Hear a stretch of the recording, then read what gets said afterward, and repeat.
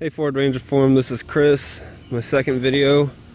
I'm just gonna go walk around the outside and explain a little bit. I've already talked about my tires in the last video. Chest style toolbox. I picked this up on Craigslist for 40 bucks. The only thing it needed was the key cylinder, and I got that like Home Depot, 5 bucks I think.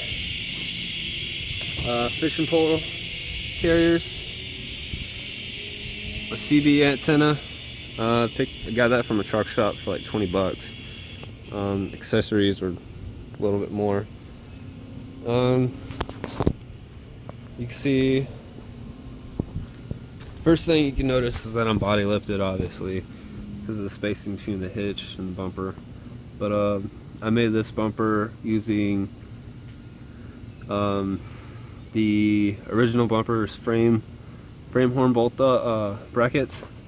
I used 2-inch conduit from Home Depot at 15 bucks for 10 feet.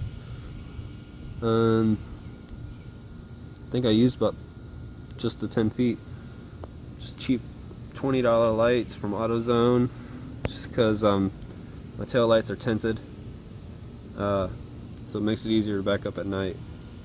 Dual pipes, don't know the brand, came with the truck. I'll talk more about the exhaust later. I'd never do this, just in case you're wondering. This is like this when I bought it like 2 years ago. Step rose didn't come with the truck. I got it off my buddy's Ranger.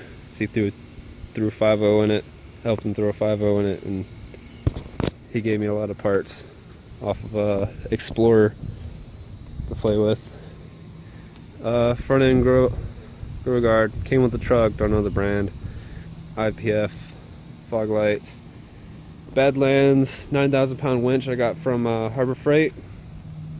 Only paid $250 for it, and it does surprisingly very well.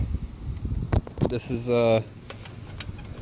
this mount is the hitch receiver, and pretty much what I did with that is I got my idea behind that. I got a Reese hitch off of Craigslist.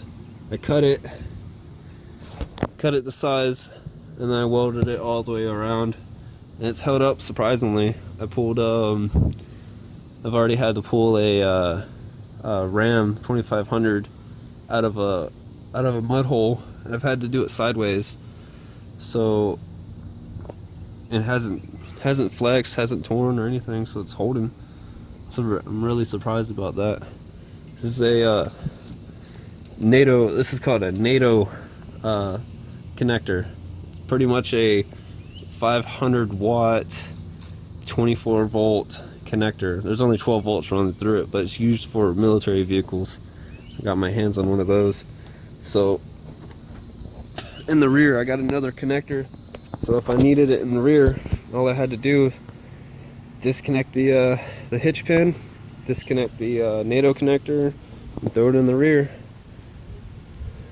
It's easy.